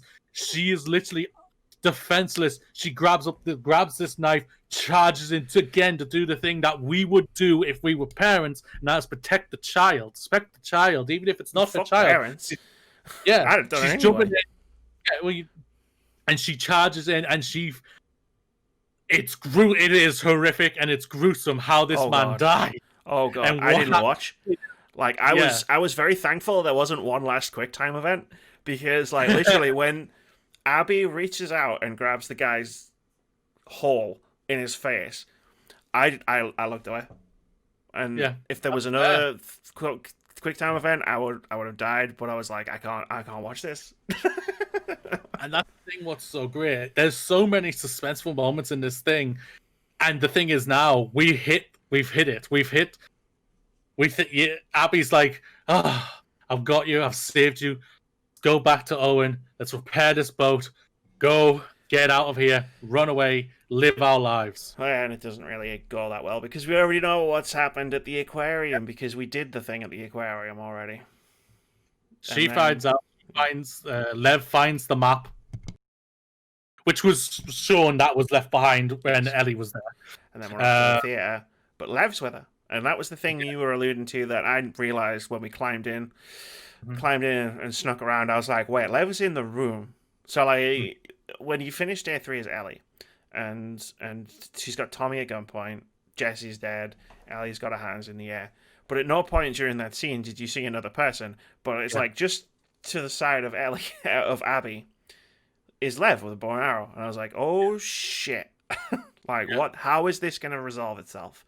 And it turns out it resolves itself in the way I thought it was going to, but even like thinking, even knowing what was about to happen, I was still not prepared for the fact that I was going to have to do the thing that I did, which was like you play as Abby and you do a boss fight, and the boss is Ellie. Yeah. Shit. Yeah. She likes trap mines too, Mooney. I think she adopted my playstyle. She put trap mines everywhere, but you have to fight Ellie, and I was like, I know, like. I don't really have any like I said, my connection with Ellie was broken and stuff, but I still don't want to fight her. Yeah, you still have empathy and love for her from the adventures and the flashbacks and the adventure from the first game. You still pray that she has some humanity. And basically, before when they were meant to be leaving, they were meant to be going. She's going back just a little bit before the whole thing and everything. Like she was talking with Tommy. Tommy was saying they're all dead, but she gets to live. Yeah, she gets to live, but it's done. You've got and Abby was ready. No, Ellie was ready to go. She knows she went too far as well when she killed not least Tommy, but at least Mel because she was pregnant. Mel, yeah. She knows she went too far because she basically breaks down and basically has a panic attack. And if anyone other than Tommy and Jesse came in that aquarium, she was dead instantly. That's how lucky she was. And then the whole thing happens, and they make you. I'll say right now, when I just said, oh, "No, I don't want to do this," even though I like both the characters. I don't want to do this. Neil, again, I was saying to myself, "Why are you doing this, Neil? You bastard! I love you, Neil. I won't lie. Yeah, I can't wait to see what they do next and everything." I'm gonna throw it out there. We haven't hit this moment yet, but there was only one moment where I genuinely didn't want it to play on. Like, I genuinely wanted to stop. I had the same reaction, I think. And it wasn't this fight. I was fine with this fight. The boss fight happens. Abby wins. She wins the fight here, ladies and gentlemen. Let's just remember, she breaks Ellie's arm, bludgeons her, basically punches her face in. Then Dana runs ill as hell. Dana's not feeling great at all. Runs in, slashing as hell to best of will, and she almost gets a fair play there. But then, Abby, she gets shot through the shoulder by Lev with an arrow, and Abby attempts to kill Dana. Ellie again, just like at the beginning when she's killing Joel, pleading with her. She pleads with her again, saying, "Please, she's pregnant." And Abby says, "Good.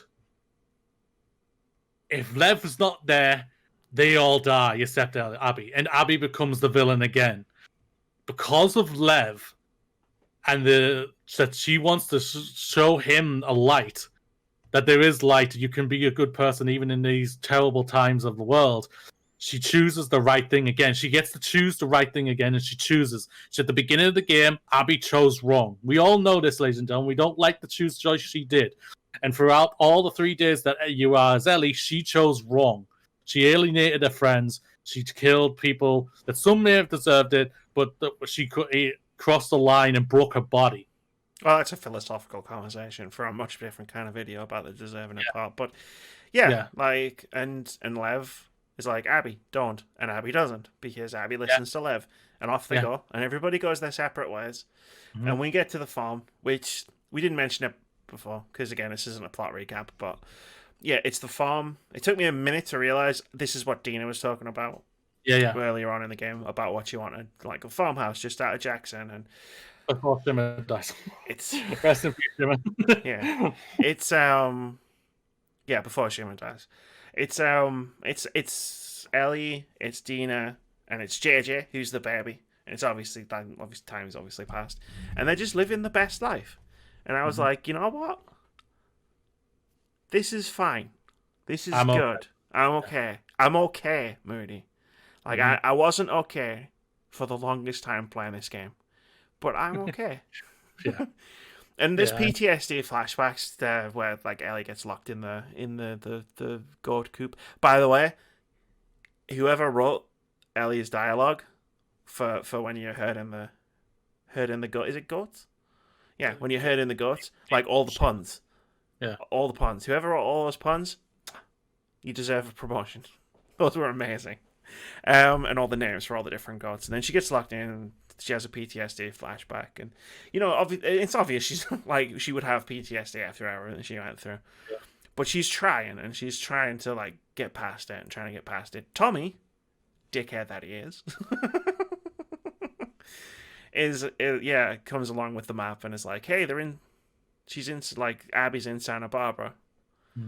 And then when Ellie refuses, which is the correct decision, to go on a second murder rampage, and Tommy's... She has a flashback.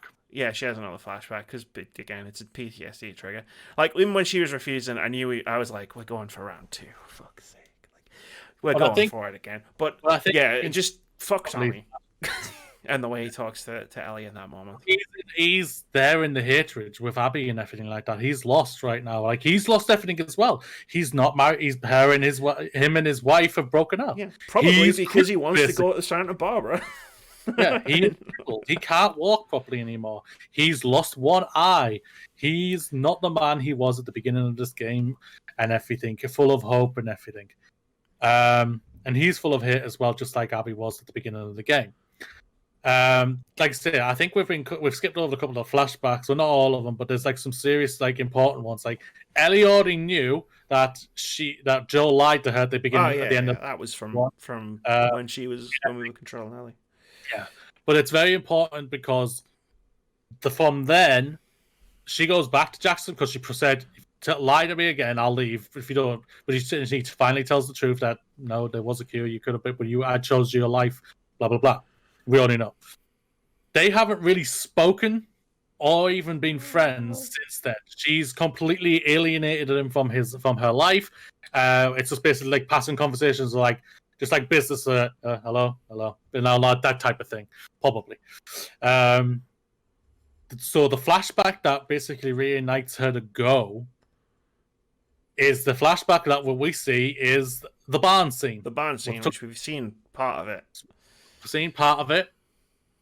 Of her dancing and kissing Dana and everything like that, and we see the guy who, the bigoted bartender, bartender who's bigoted.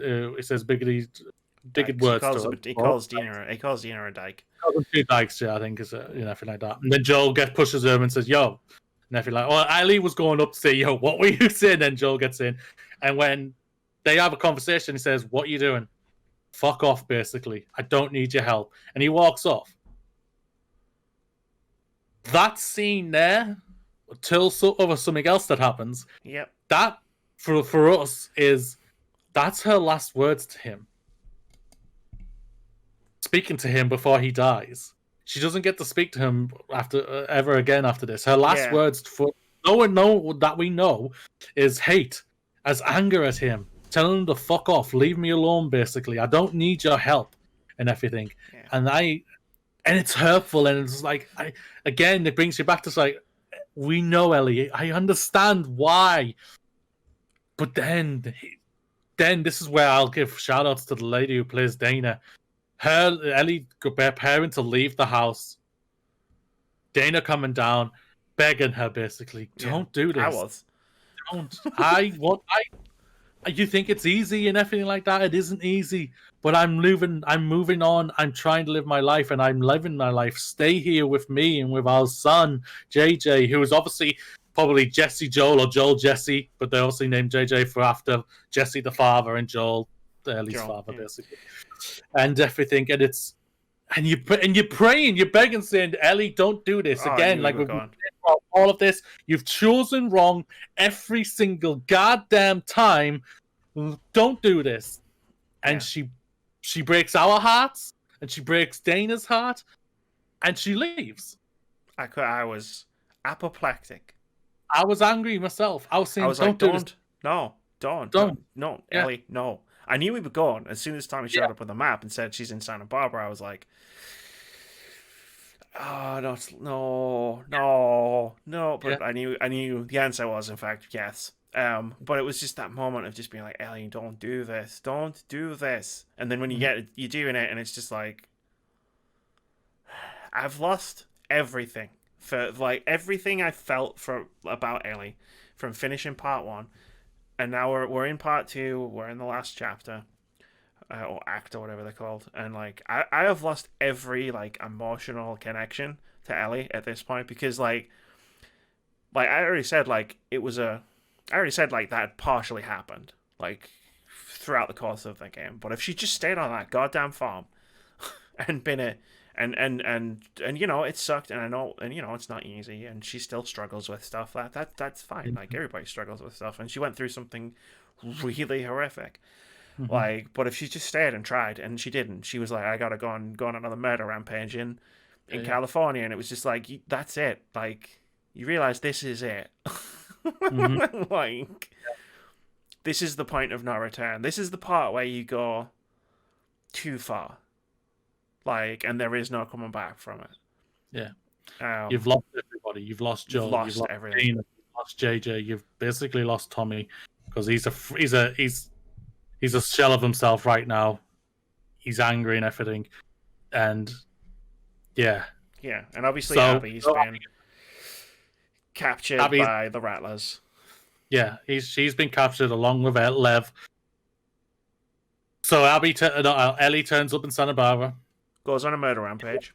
Because at this point, and she doesn't realize what's happened. She finds a boat and whatnot, and finds out where she was going, where we played as our last.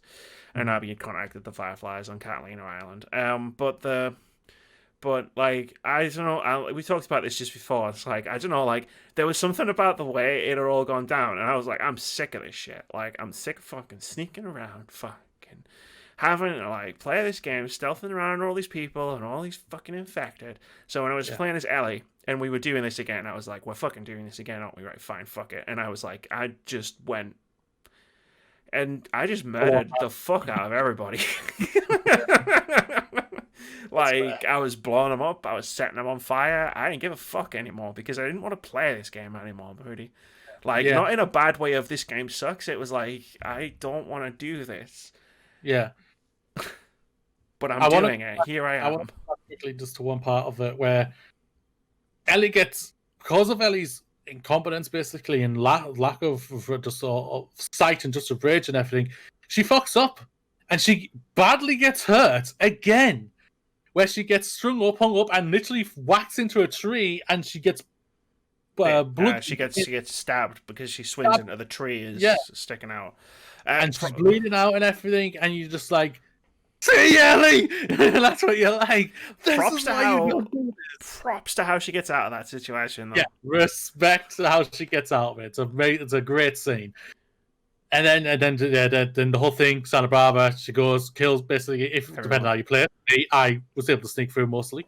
I did kill a couple of them. To be fair, though, I wasn't even trying at this point. I wasn't even trying to sneak through.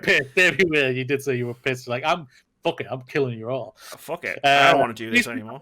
These people probably truly deserve it, because they are they're capturing people for slave labor here. So you kind these ones you don't really care killing. Yeah. They're like the hunters. They're like the hunters from part 1. Yeah. So we we release the people who are in cages. We find out where she's at. She tried to escape. Pillars. Now, I just want to... She's at the pillars. You can't miss them. And I was like, you can't miss them? What the fuck does that mean? And when we see them, it's like, oh, you really can't miss these. And I wanted to shout out Keith here. But Keith hasn't played The Last of Us Part 2. He hasn't played The Last of Us Part 1. But we were discussing it. We were discussing it in Apex Legends last night. But we were discussing it up to the point where I was at. And we were having a sort of a philosophical discussion, because someone had mentioned something about bad guys. And I said, I don't know if there are any bad... I don't know if there are any bad guys in Part 2. I think everyone's the bad guy. And Keith made a joke about finding someone strung up on a cross. And I want to shout out Keith for that moment. And I'm going to link him a clip for this, because you get through and you get to the pillars, and it turns out the pillars are where they literally crucify prisoners who try to escape, and Abby's literally strung up on a fucking cross. And I was like, all right. No cross, she's on a pillar. She's on the pillar, like strung up. It's close enough, right? Yeah. And like symbolism. There's symbolism there. I did laugh because I remembered what Keith said. I was like, fuck's sake. Like, when he said it last night, I was just like, don't say anything, Moody. Don't say anything, Moody. Like that. Abby and Level both there. And then, she's fucked, because she's obviously been there for a couple of months. She's not she's like jacked throughout the entire game. Like she's built to kill, and she ain't built to kill anymore. She is a shell of herself. Muscles all gone. She's knackered. She's exhausted. Who knows how long she's actually been on that pillar? Yeah, it's not really told. Or anything they're like both that. still alive though, which is good. Yeah, and then go to a boat. You go to a boat, and then it comes to the scene where Abby's saying, "Yo, you're not going anywhere. We're going to fight." Ellie says we're going to fight, and this is where Ellie truly becomes the villain, ladies and gentlemen. She becomes the villain of this story. Because she goes Spoiler to the part alert, she always was. She threatens Lev and forces Abby into something she does not want to do. Love or hate what Abby did at the beginning of the game. I can understand where you're coming from. I didn't like how Joel went out. Well, I don't think anyone liked it. Yeah. I like the storytelling more. With the story of her and everything like that, I could simplify so much where I'm like, I don't want to do it, just like I was when I was Abby fighting Ellie. I'm saying I don't want to do this. Why? I don't want to strangle Ellie. I don't want to be beating Ellie up. And the roles were reversed. I had the same reaction. I was saying to myself, Ellie, don't do this, please. I don't want to do this. I was shaking, pressing these buttons. I was shaking. I was thinking, please don't do this. I don't want to do this. Please, for God's sakes, don't do this, Ellie. If you do this, you've done. You cannot come back from this. See, I had a different reaction to this one. So, like I said to you before, we were talking about the Abby Ellie fight in the theater. Like, I didn't want to fight Ellie as a boss, but I wasn't that bothered because I was fine with moving the story along, right? Like, whatever happened. And in this moment, like, you're saying don't do this because you'll lose it, and to me, the moment she puts the knife to Lev's throat and says, "You will fight me or I will kill Lev," that was the moment where I was like, that's it. I mean, like, the moment where she actually left to go to Santa Barbara in the first place was the moment where I was like, she's already gone too far. But for me, in that moment, I had that reaction before the fight. So when we were doing the fight, and bearing in mind, you're playing as Ellie, not Abby. Yeah. And you have a knife, and Abby does not have a knife. And Abby is exhausted. Yeah, and she's been on the freaking pillar for God knows how long. So Ellie isn't shit either because she's wounded because of her stupidity again. Because she's an idiot. So when we were talking about the first fight, I was like, I don't want to do this, but I'm gonna do this because I want to progress the story. And in this one, I'm playing as Ellie, trying to kill Abby. Mm-hmm. And this is the moment where it clicked for me. And bearing in mind, this is like 15 minutes before the end of the game. This is the moment where it all clicked for me. The whole story, everything clicked for me. Where I was like, I got to the first quick time event after slashing away at Abby and feeling like absolute shit. And it was like, oh, now I have to mash square to stab her in the throat. Didn't do it. Got killed. I got killed in this boss fight a bunch because I was like, I don't want Ellie to win this fight. I'm just gonna say it right out there. If I don't want Ellie to win this fight, if Abby kills Ellie at this point, that's fine. Yeah, she's become the villain by the end of this story, and that's powerful storytelling. Well done to the entire writing team, Neil Druckmann and his team, the whole developers and everything. It is powerful storytelling. I loved it. Like when she's holding her head. Because I'm pressing the button. I'm like, please stop. I'm literally begging. Don't do this.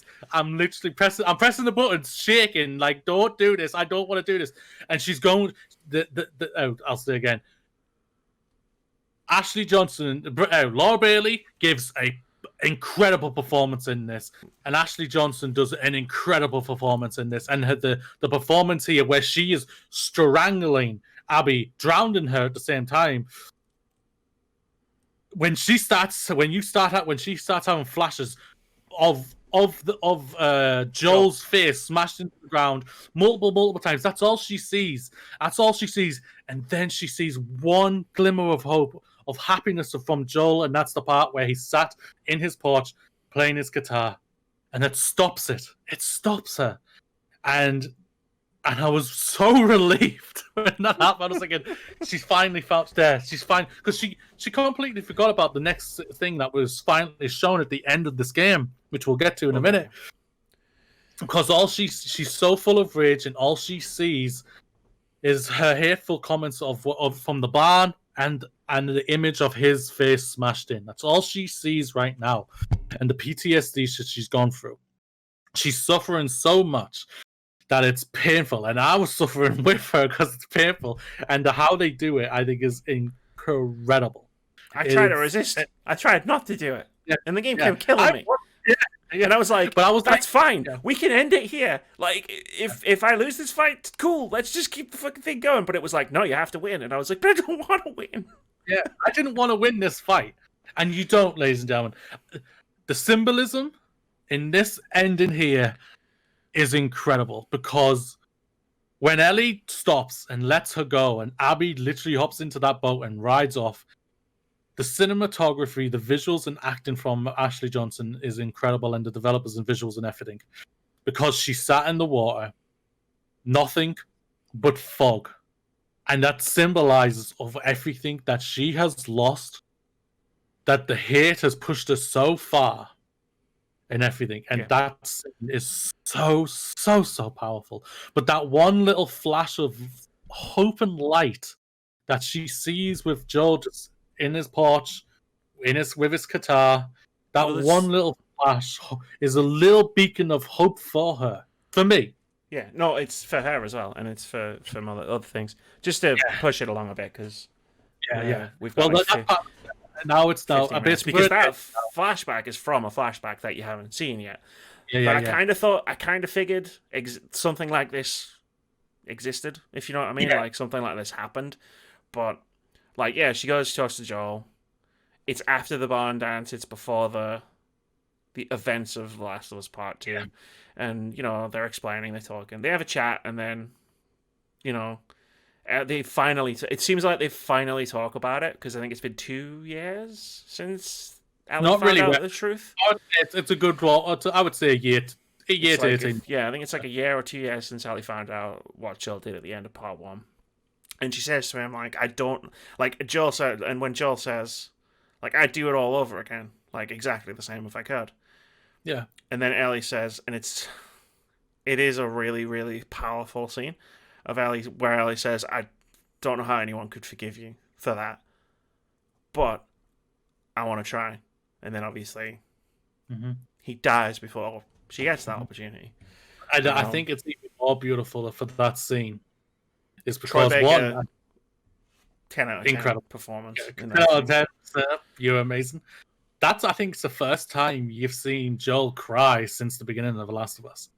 Next and that scene is so powerful that one, he gives her the last final fatherly advice to her with Dana.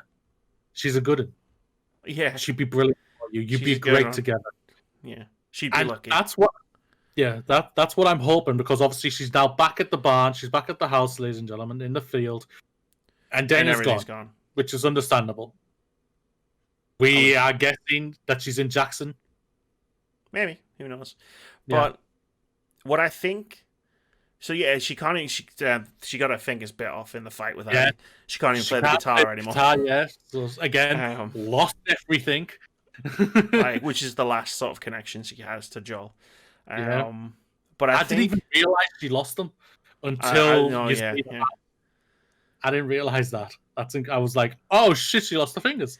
But I think it's the way the scenes are, the order of them and how they happen, which tells you everything you need to know about where she's going or what she's going to do next, or what she's going to try and do next. At least for me, and this is how I interpret it, is the reason that scene is there with Joel and Ellie, and Ellie saying to Joel, like, I don't know how anyone could forgive you, but I'm willing to try. I think that's there because I think in that moment when Ellie remembers it, when she's trying to play the guitar and she can't, and then she leaves the house to go God knows where, I think in Ellie's mind, what she's remembering with that scene is, and she's applying that to herself. Like, I don't know how, like, she's thinking, I don't know how anyone could forgive me for everything that I've done. But she's remembering Joel doing something so horrific that she's like, I don't know how I'd be able to forgive you, but I'm willing to try. And she's remembering the part where if she was willing to try and forgive Joel, maybe Dina would be willing to try and forgive Ellie. And So there that's is, my and I think that's the hope at the end of the story. And yeah. then she walks off, and the credits roll, and the game is over. And the hope that was my hope. My hope is that because the final fatherly advice he gives her, basically, Dana's a good one. You'd be good there. That's why I hope that she's heading to Jackson, hopefully to try and reconcile, hopefully to see if Dana can forgive her and everything like that. To go and have the family, raise JJ with Dana and have the family that we were all hoping that she would have and grow up basically. Well, she needs to find herself, because I think that's a large part of this game. In the first game, she had a purpose. She was going to St. Mary's Hospital to cure the world, right? And then she had that taken away from her, and at first she didn't know why. And then in the second game, her purpose is revenge. But she's rudderless. She doesn't have a purpose other than she's still alive. And now she can't help other people in the way that she wanted to in the first game. So I think when I finished part 1 and part 2 was announced, and I was like, I used to say, like, I don't know if The Last of Us needed a part 2. Like, the ending of part 1 for me was pretty definitive. But I think when I see the end of part 2, I think there definitely needs to be a part 3, because I think there's now a character journey for Ellie to go through all 3 parts to find her purpose, essentially, to like figure out who she is in this world. Yeah, like that's where I would go. That's where I think I would. That's where I think they would go at the part 3. The first game was about love. This one, like I said, Neil Druckmann's come out and said, this is about hate. There's something else he has said, I will not spoil for you, Amy, so I won't say it on this podcast, about the themes of this episode, this film game. This, again, I think that I just want to shout, I think the gameplay is fantastic on this as well. Oh, yeah, 100%. That's why I'm saying, I think overall, I think this game is a masterpiece. This is up there for me as Amy knows this for myself. Last year, for me, I thought was a really bad year for games. Well, not a poor year. I think there was a lot of like 7s, which is not a problem. But I didn't have the year before where we had the God of War and Resident Evil, the Red Dead Redemption, etc., etc. I don't think we had the caliber of that type of game last year. Amy's played a lot more games than me last year, and everything like that. It's fine, internet. I know he's wrong. You just let him. I just let him talk and stop listening. Let me finish, please. We've had this year from 2 games, but this second game, what's just come out, Last of Us Part 2, has just blown the first game that I thought was incredible out of the water. Like I say, I can't see anything touching this game when it comes to the awards later on this year. I'll say right now, give it all the Game Awards, give it all the BAFTAs, give it all the DICE Awards, give it all of it, because it deserves it. It is masterfully directed, made storytelling with amazing characters, with love or hate the characters, that's a different thing altogether, with amazing performances from the leads, from Ashley Johnson, Troy Baker, Laura Bailey, and every single one of them is absolutely amazing. I loved this game. And if there is a sequel, I'm excited for it. If there is no sequel, I understand for that. I truly do. But thank you. I'll just say this. Thank you to the entire team who worked on this game. I think it is a masterclass in game development. I think that's going to do it. Like, I don't know. I'm not going to put it in its place of like where I think about it for the year or the decade or the generation. I finished it 8 hours ago. Like, I've had a lot more time. Many of these thoughts that I've given on this video is literally like I'm formulating them as I'm still processing, like finishing the game. I have notes that I was writing as we were playing, as I always do for any game. Like normally when I do an impressions video, like I don't play the whole game all the way through. Like this is a rare occurrence.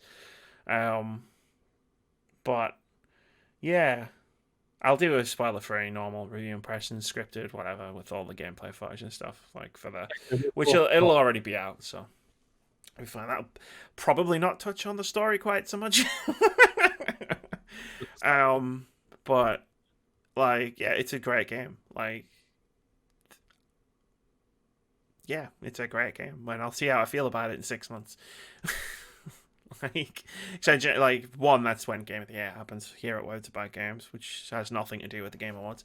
And yeah, also because like I generally have to like wait to like properly assess games for myself in terms of like what I think of them historically. Like in the moment, I could say The Last of Us Part 2 is fantastic, and I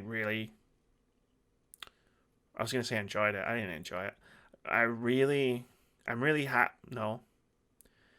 I played it. I don't know how to describe it. It's like I'm not happy I played it. It was horrible, but it was awesome, and I'm not. I didn't enjoy the experience because again it was horrible, but it made me feel things I don't need to feel. But yeah, like I don't even think you can really compare part 1 and part 2 for me because they're very different. Like gameplay wise, that part 2 is superior because it refines the gameplay mechanics, but story wise, completely different. Completely different types of games. Agreed with you. But I do think there will be a part 3 because I think there needs to be. Which is like the opposite opinion I had at the end of part 1, where I was like, this story's finished. Hopefully they don't fuck it up when they continue it. They didn't. But I think there needs to be a third. I think this needs to be a trilogy at this point, essentially, is what I'm saying. Cap off Ellie's story, one way or the other. Like, when I say Ellie needs to find herself, that lends itself to any kind of story you could imagine. Like, you can go in so many directions with it. And we'll see. They're probably... they're working on something else. It's Naughty Dog at the moment. Uncharted. Yeah, a new IP, probably. Be nice to see a new IP from them. Maybe. We'll see. That's going to do it for this spoiler discussion because we're about to hit the 2-hour mark. Do you have anything to add? Play The Last of Us Part 2. Play The Last of Us Part 2. I mean, if you've gotten all the way to this point in the video and you haven't played The Last of Us Part 2, what are you doing, you idiot? We told you we were going to spoil the entire game, and that's exactly what we did. Yeah. I'll ask what's everyone's thoughts? Like I say, I know this is a divisive game. I can appreciate that. If the story works for you, that's no problem whatsoever. I don't want to hear about any agendas or SJW stuff. Though, like, what do you think about the game if you're not a total douchebag? Because if you didn't like the game, you didn't like the game. There were moments where I thought that's where I was going to come down on it. Yeah. But, yeah. After speaking to you before we had this full discussion, I was thinking, I don't know where Amy's going to land on this. Because I'm very curious. The last time we'd spoken was halfway through Abby's story. Yeah. So yeah, and I was like, I don't know about this, I don't know about that, and yeah, it was the end that kind of tied it all together for me. But yeah, I figured because you hadn't seen any of that process for me talking to you about it, I was like, Mooney probably has no idea whether I like or hate this game. Gotta keep you off balance. Just like Ellie fighting Abby. That's gonna do it. Keep it here at Words About Games for all sorts of awesome videos all the time. At the moment, I'm working through all my previews from the Steam Summer Game Festival. There's a lot of them. It's gonna take a while. And yeah, I guess I gotta find another video game to play. Yeah, you got Ghost of Tsushima in a couple of weeks. Yeah, I should probably get through some of the games that came out in the last couple of weeks that aren't The Last of Us Part 2. Or the Summer Games Fest. Oh, yeah. See you later, everybody. Bye, everybody. Bye, everybody.